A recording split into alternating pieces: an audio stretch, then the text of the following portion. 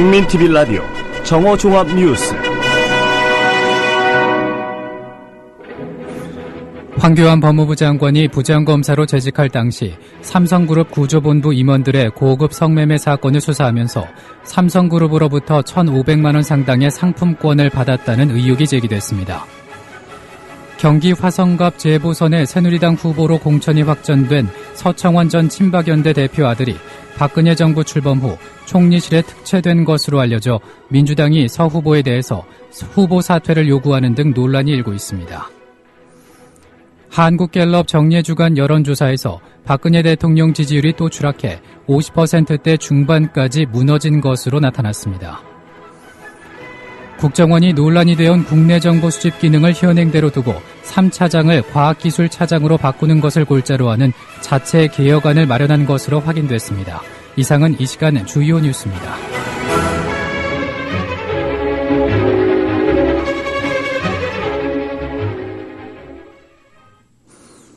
국민TV 라디오 정오종합뉴스 첫 소식입니다. 황교안 법무부 장관이 부장검사로 재직할 당시 삼성그룹 구조본부 임원들의 고급 성매매 사건을 수사하면서 삼성그룹으로부터 1,500만 원 상당의 상품권을 받았다는 의혹이 제기됐습니다. 복수의 사정관계자의 말을 인용해 보도한 한국일보에 따르면 황교안 장관은 1999년 서울지검 북부지청 형사 5부장 시절 삼성그룹 구조본부 임원들이 연루된 고급 성매매 사건을 수사했습니다. 이 과정에서 검찰은 윤락업계 종사자를 조사하다 삼성 임직원 리스트와 이들 사이에 오간 돈의 흐름을 발견해 임원 일부를 소환 조사했습니다.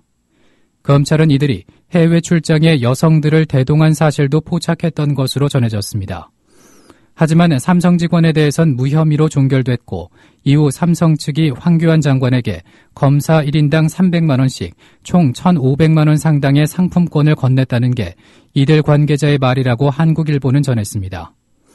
한편 삼성그룹 구조조정본부 출신의 김용철 변호사는 이 같은 의혹에 대해서 사실이라고 밝혔습니다. 당시 수사검사들은 이를 몰랐거나 뒤늦게 안 것으로 전해졌습니다.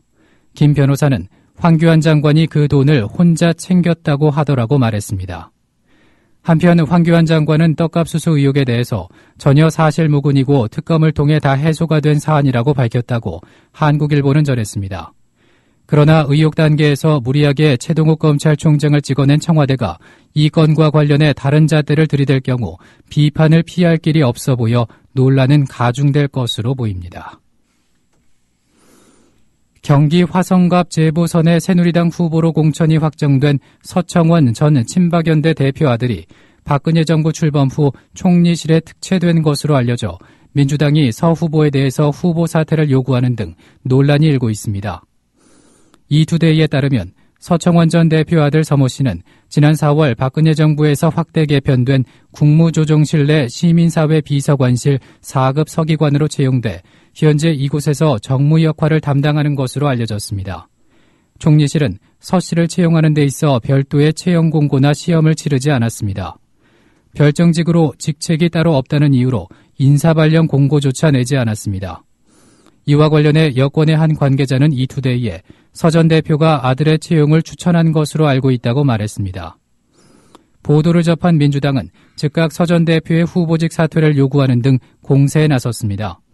김정현 민주당 부대변인은 논평을 통해 아버지는 온갖 비리 전력에도 불구하고 자신이 출마하고 싶으면 아무런 연고도 없는 지역에 출마하고 아들은 아버지 백으로 국무총리실 같은 힘있는 부서에 은근슬쩍 들어간다면 이는 정의가 살아있는 사회라고 할 수 없다고 비난했습니다. 한편 서청원 후보 공천과 관련한 당내 논란과 관련해 뉴스와이와 인터뷰에서 최경환 새누리당 원내대표의 언급입니다.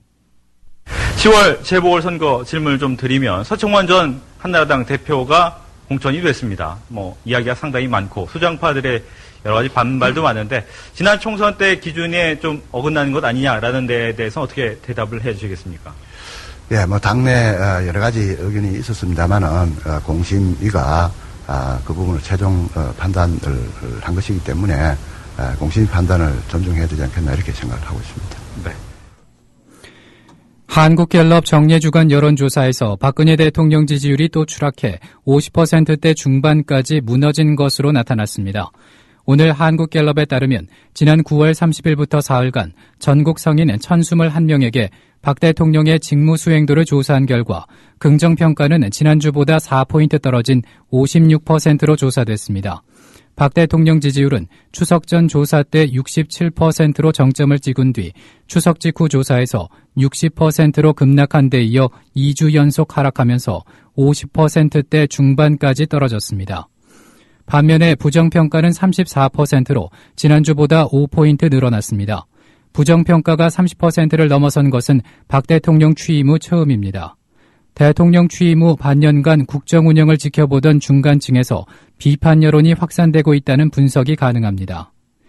이번 조사는 휴대전화 RDD 표본 프레임에서 표본을 무작위로 추출해 전화조사원 인터뷰 방식으로 진행됐으며 표본 오차는 95% 신뢰 수준에 플러스 마이너스 3.1%포인트, 응답률은 18%였습니다.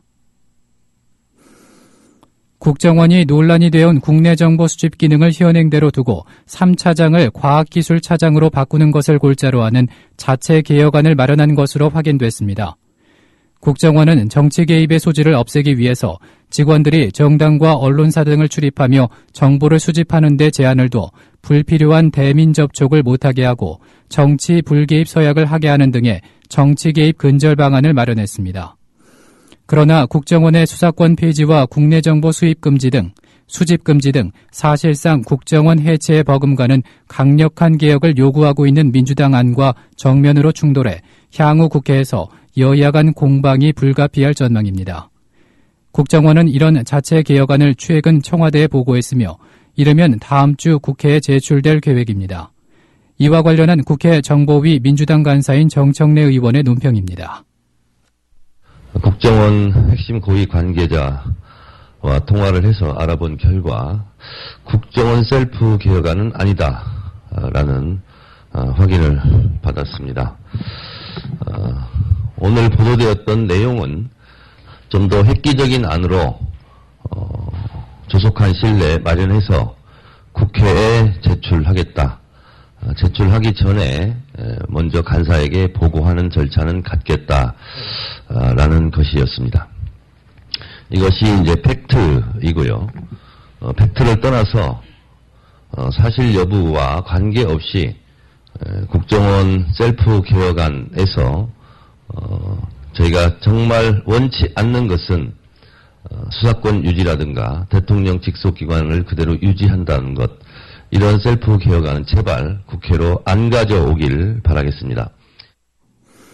고 노무현 전 대통령 측은 2007년 남북정상회담 대화록 초안이 참여정부 업무관리 시스템인 이지원에서 삭제된 흔적이 발견됐다는 검찰 발표에 대해서 삭제한 것이 아니라 최종본이 있기 때문에 초안은 국가기록원 이관 대상에서 빠진 것이라고 주장했습니다. 노 전 대통령의 마지막 비서관인 김경수 노무현 재단 봉화사업본부장은 오늘 CBS 라디오에 출연해 이지원으로 보고를 하면 직원 개인이 문서를 삭제할 수 있는 방법은 없다, 불가능하다며 문서를 작성하다 만든 것이라든지 중복된 문서 등 기록으로서 가치가 없는 것들은 시스템 프로세스에 따라 이관 대상 기록물의 목록이 빠지는 것이라고 설명했습니다. 김 본부장은 봉화 이지원 사본에 최종본이 있다는 것은 사본을 복사하기 전에 청와대 이지원에 최종본이 등록됐었다는 얘기라며 사본이 있는데 왜 기록관에 없다고 하는지 우리도 이해가 안 간다. 대화록 같은 중요한 기록물이라면 검찰이 2008년 이지원 원본과 봉화 이지원 사본을 비교 조사했을 때 발견됐어야 한다고 지적했습니다. 김 본부장의 말입니다. 내용상에는 큰 차이, 그러니까 문맥을 뒤집을 만한 어떤 그런 차이는 없단 말씀? 제가 듣기로는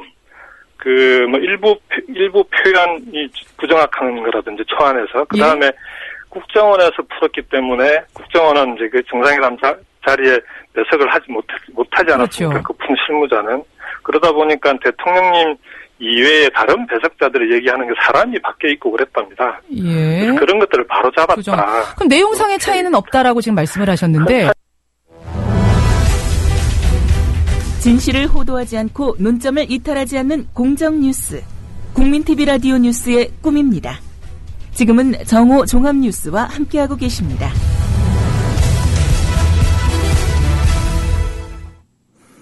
이어서 논평입니다. 오늘은 새누리당 지구박 화성선거에 나갈 후보 골랐나라는 제목으로 본방송 조상훈 사무국장의 논평이 있겠습니다.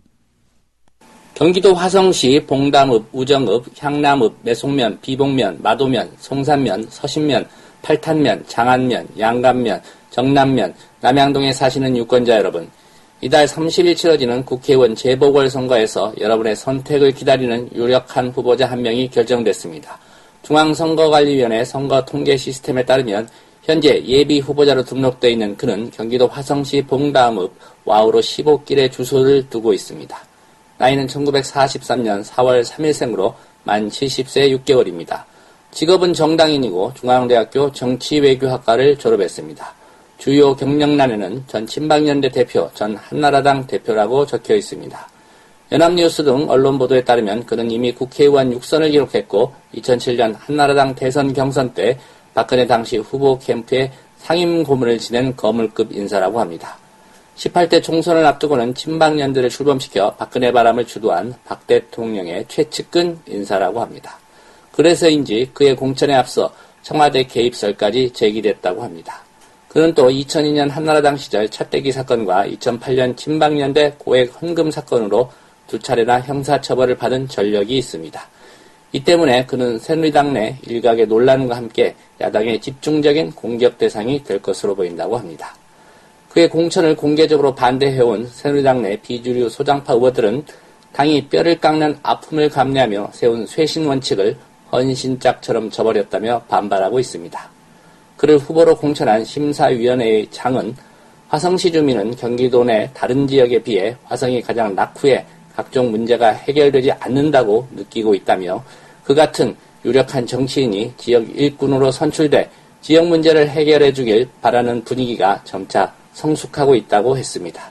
또 그가 화성 민심에 가장 근접한 후보로 당선 가능성 측면에서 가장 유력한 후보로 판단했다고 설명했습니다.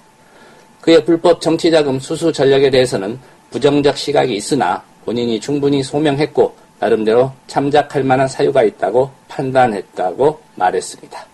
그가 누구일까요? 새누리당이 화성갑 국회의원 재보궐선거 후보로 공천한 서청원 씨입니다. 새누리당이 지구 대한민국 경기도 화성시갑 국회의원 후보를 선택한 것일까요? 태양계 화성선거에 나설 후보를 고른 것일까요? 국민TV 라디오 논평이었습니다. 오늘은 전국이 맑겠습니다. 당분간 내륙 지역을 중심으로 밤과 낮의 기온차가 10도 이상 크게 벌어질 것으로 보입니다. 낮 최고 기온은 서울 25도, 광주 26도, 대구 26도로 어제와 비슷하겠습니다. 서울 지역의 현재 기온은 19도, 습도는 42%입니다. 국민TV 라디오 정오종합 뉴스를 마칩니다. 정승조였습니다.